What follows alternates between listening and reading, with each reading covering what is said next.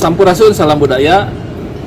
Saya dari Karimaca TV hadir ke lokasi ke antariksa terkait dengan pembuatan film yang mengupas tentang memantau jatuhnya sampah dari luar angkasa jatuh ke bumi.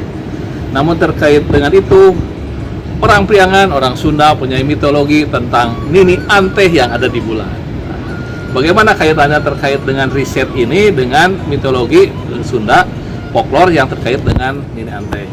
Tentu itu kita cari hubungannya, bagaimana sampai orang Sunda bisa sampai di bulan, sedangkan orang Amerika dibuktikannya dengan membawa Columbia Apollo ke antariksa. Mereka melihat bulan, terus dikaji oleh mereka, dan orang Sunda hanya dengan mitologi saja.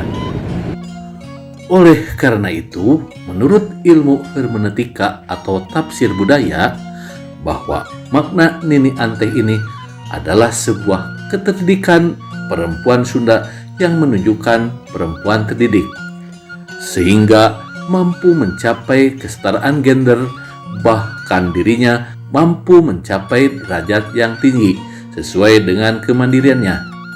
Selain itu, makna Nini Anteh memberikan sebuah spirit serta motivasi untuk mendorong generasi muda orang Sunda bersemangat meraih ilmu pengetahuan yang tinggi seperti luasnya jagat raya.